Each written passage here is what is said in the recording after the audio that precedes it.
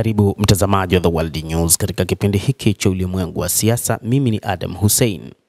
Umoja wa Ulaya haujui chochote kinachoendelea juu ya nini Marekani inafanya kuhusu kutafuta amani na kumaliza mzozo huko nchini Ukraine. Zaidi, mataifa hayo yamekuwa yakitoa fedha kwa ajili ya Marekani kutoa silaha.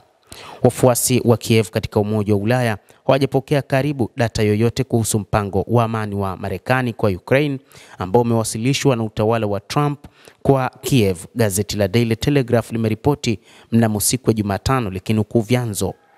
Vyombo kadhaa vikiwemo Axios, Financial Times na Telegraph vilidai kuwa mjumbe maalum wa Trump Steve Witkoff aliwasilisha kwa uongozi wa Ukraine mpango wa point 28 wa kusuluhisha mzozo wa nchini humo.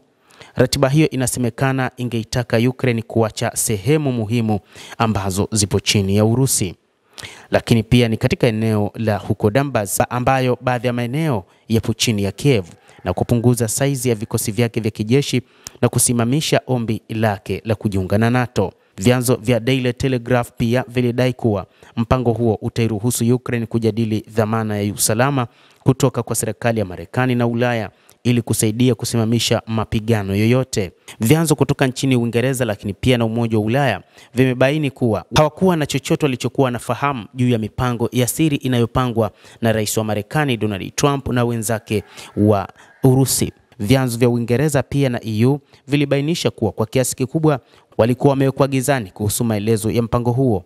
Mtazamo huo pia uliungwa mkono na ripoti ya shirika la habari la Politico ikisema kwamba maafisa wa Ukraine na Ulaya walihisi kufumbwa macho wakati uwepo wa mpango wa Witkoff ulipojulikana.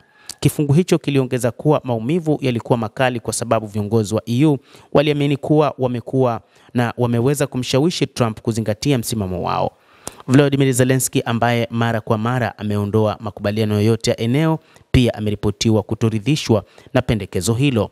Akizungumzia mpango huo ulioripotiwa, msemaji wa Kremlin Dmitry Peskov alisema hakuna jipya zaidi ya yale ambayo tayari yamejadiliwa kati ya Rais wa Urusi Vladimir Putin na Trump wakati wa mazungumzo huko Alaska mnamo Agosti.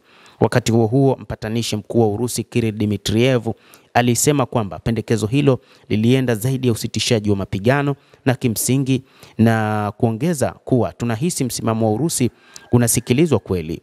Moscow imesisitiza kuwa suluhu lolote endelevu la mzozo huo linaweza kufikiwa tu ikiwa Ukraine itajitolea kutoegemea upande wowote, kuacha kijeshi na kukanusha na kutambua ukweli wa maeneo mapya, hasa katika eneo la Donbas ambalo kwa sasa eneo kubwa lipo chini ya mamlaka ya Warusi. Endelea kutufuatilia mtazamaji, na usisahau kulike, usisahau kucomment, kadhalika na kusubscribe channel yetu hii. Utaweza kupata habari hizi kwa mapana kupitia The World News. Mimi ni Adam Hussein, endelea kuwa nasi wakati wote, endelea kutufuatilia ili uweze kufahamu ni nini kinachoendelea katika ulimwengu.